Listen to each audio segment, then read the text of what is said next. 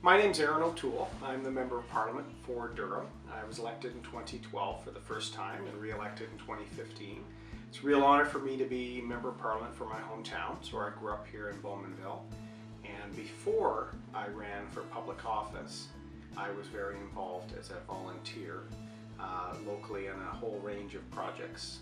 So I'm a Curtis Rotarian, so I'm a member of the Rotary Club of Curtis. I'm also a member of the Royal Canadian Legion, Branch 178.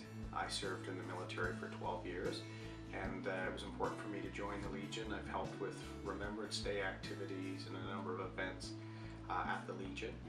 As a Rotarian, I helped start a number of initiatives, but the one I'm most proud of is the Youth and Community Leadership Awards that we present each year for really outstanding young leaders within our high schools who are already doing community building projects and are going to be the leaders of the future. So we highlight them, thank them for their work.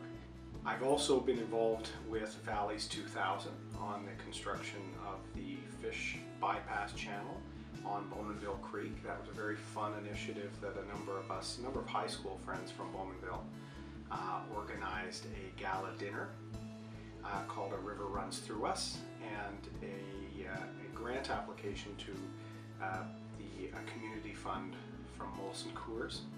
And so we were able to raise the final funds for that project on Bowmanville Creek for our salmon to run upstream. Projects big and small. I think our community is made stronger by our volunteers, young and old, so that was what I did before becoming an MP, and now I can help as our elected official. There's two things I do tell young people when I'm speaking in high schools or at events. Two key things that they need to remember. First is, doesn't matter how old you are, you have a stake here in the community. So if you want an initiative, whether it's a skate park or if you want our parks to be adapted or clean or more accessible, I've met some passionate 18-year-olds that have as much sway and the ability to influence our community as a 58-year-old. And it's your community too. So if we have an issue that we want to bring to our community to make it a better place, let's work on that together. And as an MP, I don't mind if the idea comes from a young person, an old person, a volunteer, a business person.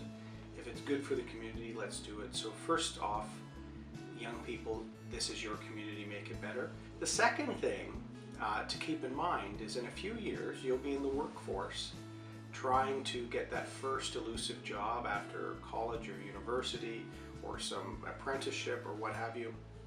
You will be competing against other people. And I've interviewed people when I was in the private sector.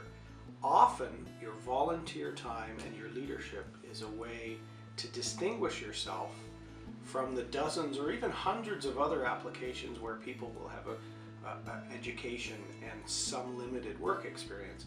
It's often leadership demonstrated in the charitable sector or with social clubs like Rotary or Lions, or there's a whole range of activities, or even church organizations. So I think that second part, it can actually not only give you great experience, it can help you land a job.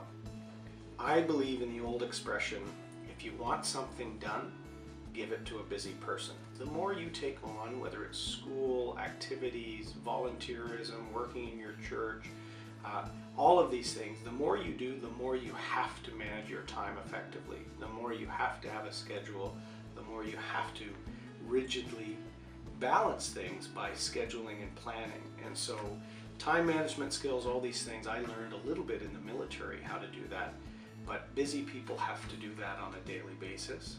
So I think actually being busy, being productive, giving that extra volunteer time helps you with all the other aspects in your life, because you feel a sense of reward and personal fulfillment. But it also makes sure to get all these things done, you have to be efficient with your time, and you have to use a schedule.